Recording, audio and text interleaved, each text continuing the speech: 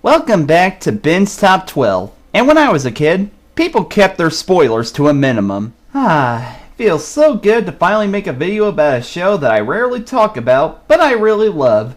It's none other than the Rocky and Bullwinkle show. A show that lasted 5 seasons, airing both on ABC and later NBC. It was a show that you'd think would be destined to fail. It was never clearly marketed to what audience it was meant for. The budget was extremely low, and it was just a show that nobody had seen at the time. However, due to the miracle that is syndication, it managed to gain a huge cult following over the years, and to this day is considered one of the most influential cartoons and TV shows of all time. Why, you may ask? Well, it's an animated variety show that featured 2 Rocky and Bullwinkle segments, a fractured fairy tale, or an Aesop and Son, Bullwinkle's Corner, or Mr. Know-It-All, and finally, Dudley Do-Right of the Mounties, or Peabody's Improbable History. The show was also more written for adults, which is obvious in its social satire and witty wordplay. Finally, due to this series being a variety show, the Rocky and Bullwinkle segments had to be shortened to make room for the other segments. This meant that several story arcs were stretched out among several episodes in order for the story to be completed. Okay, if you haven't fallen asleep for my history lesson yet, I'm going to count down my top 12 favorite Rocky and Bullwinkle story arcs. The ones that I think are the most absurd, creative, and most importantly, hilarious. So, get ready to join the Rocky and Bullwinkle fan club. Here are my top 12 favorite Rocky and Bullwinkle story arcs.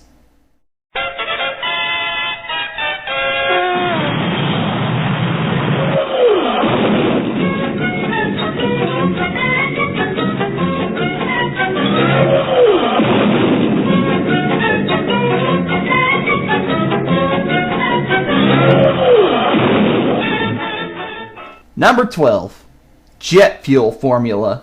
What better way to start off the list than with the first ever Rocky and Bullwinkle story arc? So, while Rocky and Bullwinkle are baking a cake, their stove is blown all the way to the moon. It's then discovered that Bullwinkle's cake recipe has a formula for rocket fuel, which the US government takes notice of and asks them to make more. So, Rocky and Bullwinkle set up for a long quest to gather all the ingredients they need, running into Moon Men, an abominable snowman, and of course, everyone's favorite no-good-nicks, Boris Bayanov and Natasha Fatal, along the way. The crew knew exactly how to get this show started off, as this is the most epic and longest Rocky and Bullwinkle story arc, spanning over a course of 20 half-hour episodes. Due to its long length, the crew had to write several obstacles for the boys to go through, and it just gets bigger and better as it continues. Once you think you've seen everything you can see in this story arc, something else pops up, grander and more intimidating than the previous. The story arc also introduced the characters that would be seen throughout the rest of the series: Gidney and Cloyd the Moon Men, Captain Peter Wrong Way Peach Fuzz, and Fearless Leader. All the characters play great parts in the story arc, adding more depth into it and keeping it interesting. So, if this is the most epic Rocky and Bullwinkle story arc, why is it only number 12? Need I remind you of when I said that I'm looking for the most absurd, creative, and hilarious story arcs? While I love this story arc, it doesn't fit most of my criteria. But I can't ignore it for starting off such a great series with a bang. It makes you wonder how the crew were going to top themselves. And your wonders were soon answered. Number 11. Tinea. The Earl of Crankcake passes on and gives his fortune and land to anyone who has a birthmark at the bottom of their foot that says Tinea on it. And that person is not a person, but a moose. Bullwinkle J. Moose to be exact. So, Bullwinkle inherits the mansion and everything goes fine. Or at least, if it did, then it wouldn't have been an interesting story. Nope, instead, the 3 nephews of the rich man hire Boris to do away with Bullwinkle so they can inherit the fortune. Is this going to be Bullwinkle's end? Oh, I'm sure you already know the answer to that. With Bullwinkle being my favorite character, this episode focusing on him is enough to get me to love it. But of course, I look for a variety of things I can enjoy. I love how Boris and Natasha aren't the main villains in this episode. Although they play a part in it, it's the nephews that are the ones pulling the strings to kill Bullwinkle.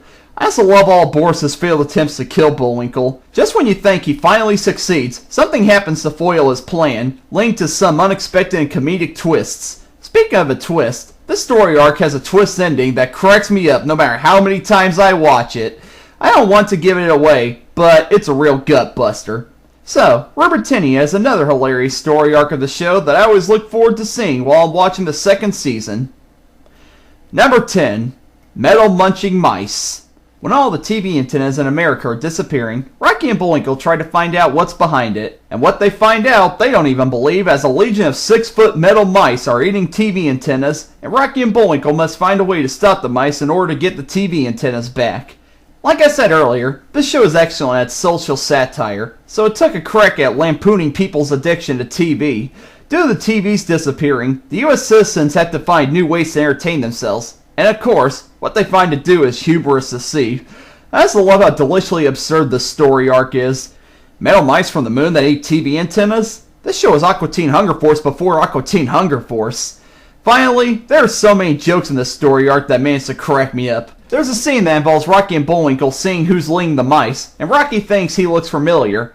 Bullwinkle then starts to ask if he's that mouse on TV that has the clubhouse, and Rocky says that it's somebody else. I get all tingly inside when cartoons I love reference other cartoons I love. I don't know why. Probably it's just the animation Animation fan! I'm a fan. I don't have a cartoon viewing problem. My eyes are naturally red. Stop accusing me of things! There's also a scene that has Boris fixing one of the mice, and Natasha asks him how she will know which wires are live. Boris then sticks his finger on one, and he's shocked and knocked out. Natasha then says, "Oh no, Boris! Now I'll never know which wires are live." You can tell Matt Groening borrowed the kind of humor he uses in The Simpsons from this show.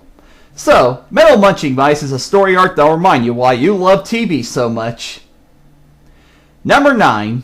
Missouri Mishmash. While taking a vacation to Peaceful Valley, Rocky and Bullwinkle discover that the name of it is ironic, as it's home to a long-going feud between the Hatfuls and the McCoys. Meanwhile, Fierce Leader and Boris are using Bullwinkle to find the Kerwood Derby, a hat that would make any man who wears it the most intelligent being in the universe. Of course, Bullwinkle eventually finds it, and a battle for the Derby ensues. What I love about the story arc is all that goes on in its 26-segment run. On top of the plot points I mentioned above, there are so many other things I want to mention, but I can't because I don't want to give away the plot, and I forgot some of it. Hey, this show ran for over 163 episodes. You can't possibly expect me to remember the details of each one, right? But that reminds me, this is a story arc to feature for the only time the Pottsylvania National Anthem!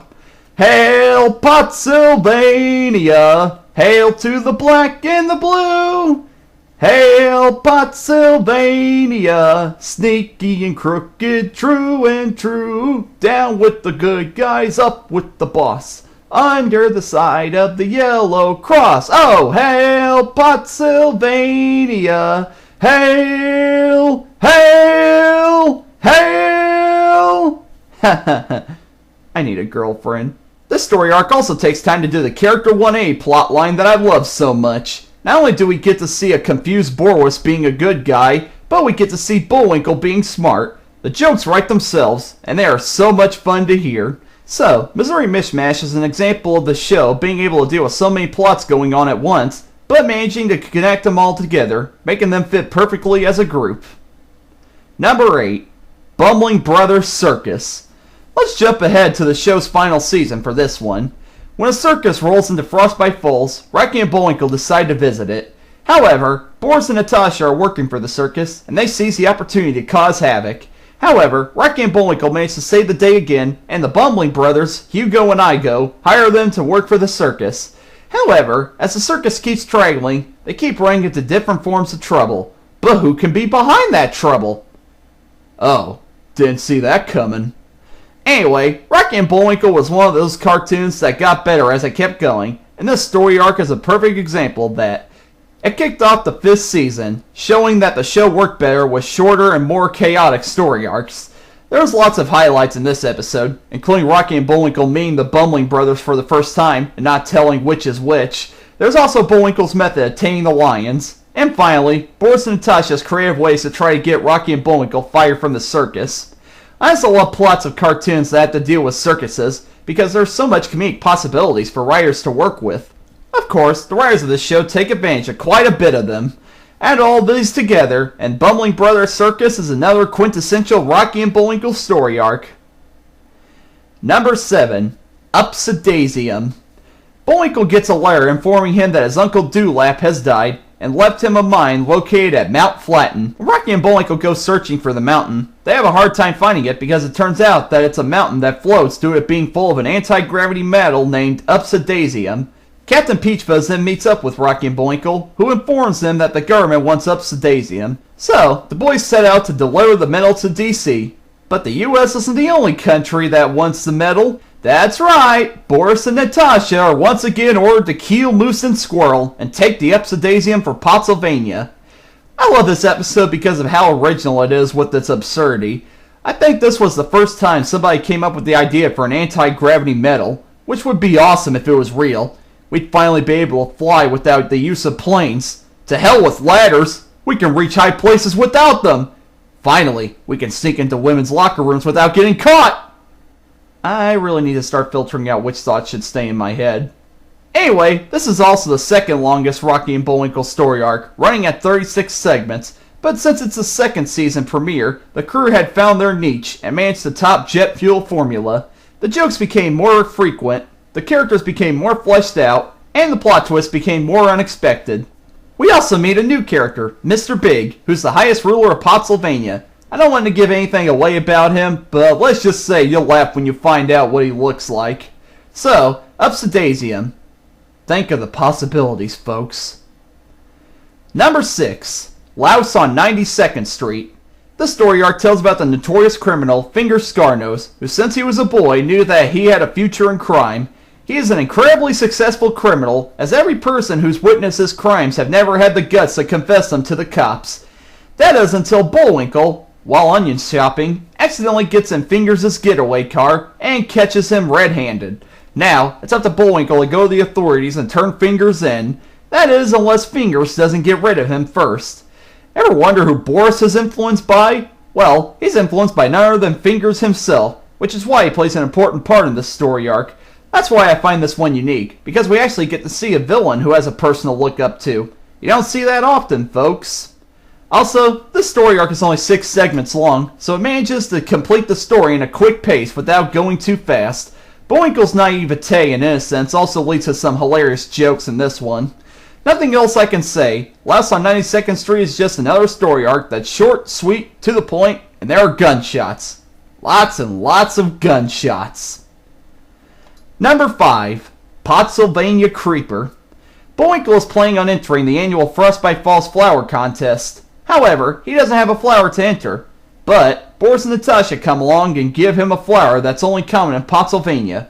Bullwinkle takes good care of it, but it gets really suspicious when the plant grows at a fast rate, forms a mouth, and anyone who steps near it suddenly disappears. Now, the boys must kill the plant before it can spread and engulf the US in a sea of vines and roots. This is quite possibly the show's darkest story arc. The people that are eaten by the Pennsylvania Creeper never reappear. Once they're eaten, they're dead, and they stay dead. Oh, how dare I as an adult watch such kiddie cartoons. Also, if the plot sounds a little familiar to you, then it should. This story arc parodies Little Shop of Horrors. When it came to cartoons on TV back in the day, parodying famous movies wasn't common, unlike these days where practically every animated TV show has at least one movie parody for an episode. That just shows how ahead of its time that this show was. So, Pennsylvania Creeper is an episode that has all the typical Rocky and Bullwinkle goodness, with some added dark humor to boot. Number 4. Goof Gas Attack.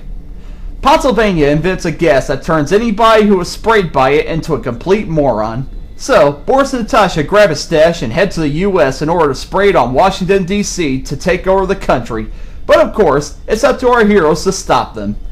Here is the perfect example of this show being brilliant at social satire. When Boris and Natasha make it to DC, they see that Congress is already full of goose, so they don't even have to bother using the gas. That is trucking hilarious, only because it's so true. That's right, even back in the day our country was being ran by a bunch of goofs, which the writers for this show took notice of, and they lampooned them in this story arc. Of course, it holds up to this day because we're still being ran by a bunch of goose. With attempts to censor the internet, taxation on unhealthy foods, a government shutdown, and spy cameras being shoved at every corner of your home, it's showing signs that the goofs are here to stay. The story arc also proves how intelligent cartoons can be. They're just like novels in a way that they can say something about society by managing to both playfully make fun of it, but also saying something noteworthy at the same time. Of course, this isn't the first time that this show took a crack at parodying politics, but in my opinion, it's the best. The goof gas struck our country ages ago, and it doesn't show any signs of wearing off anytime soon. Number 3. Painting theft. Boris and Natasha steal a bunch of famous paintings from an art museum, and they end up at the home of Rocky and Bullwinkle. Bullwinkle thinks they're posters, and he hangs them up on his chicken coop to scare the foxes away. This leads to Bullwinkle being a successful painter, while Boris and Natasha try to get the stolen paintings back. As an art lover, there's no way I couldn't leave this story arc off of my favorites list. Doing what this show does best, it manages to lampoon the art world in a tasteful manner, and it even takes a crack at making fun of opinions. For example, a person who hates something could suddenly change their mind if somebody else likes it. Also, an art piece that is horribly made can easily turn into a masterpiece as long as somebody is willing to pay a crap load of money for it. Oh, such clever writing. It's so delicious. This story arc basically lampoons an internet forum 30 years before the internet was even invented. I'm starting to think Jay Ward was a time traveler. Could he be who Mr. Peabody was based off of? Anyway, Painting Theft is an episode that is a perfect example as to why this show was South Park before South Park. You know what? This show was a lot of cartoons before certain cartoons were created. He's a time traveler, I say! And he's still a dragon! Number 2. Banana Formula. A new type of explosive is invented in the US, one that manages to explode without making any noise. The explosive is called Hushaboom, and of course, the no-good-nicks want it. So, Boris gets the formula for the bomb, and he writes it on a banana, which Bullwinkle buys and eats. Boris feels he's failed yet again, but he finds out that Bullwinkle has a talent to remember everything he's ever eaten, so Bullwinkle remembers the formula. Now, Boris and Natasha must capture him to get the formula back, and, of course, it's going to be a difficult task. Once again, this is an episode that I love just for how creatively absurd it is. This is a story that is so ridiculous that it becomes genius. Just goes to show, you can turn the stupidest idea for a story you've ever come up with into the most creative and intelligent story if you know how to execute it properly. Of course, this episode gets chaotic as Boris and Natasha try everything to get the formula out of Bullwinkle. They go to the lengths of building a robot copy of Jane Moosefield, a parody of Jane Mansfield, to convince him to say the formula. Also, the government tries to keep the formula secret, so they tie up all the characters, including the narrator. A narrator in a cartoon wasn't anything new, but this show had the narrator get involved with the plots from time to time, making him more than just a person who reads what happens. So, Banana Formula is a story that I would point out as the reason why Rocky and Bullwinkle is so great. That is, unless the final story arc on my list was never created. Number 1. Wazamata U. The college that this story arc is named after is in desperate need of a good football team, so when they see how great Rocky and Bullwinkle are at the sport, they give the Moose and Squirrel scholarships to the college. Rocky and Bullwinkle managed to turn Wazamata U's failing football team into the most dominant team ever. However, Boris and Natasha are once again up to no good as they devise a plan to ruin Wazamata U's winning streak and get rich off of it. So, they put together a team of criminals called the Mud City Manglers, coached by fearless leader.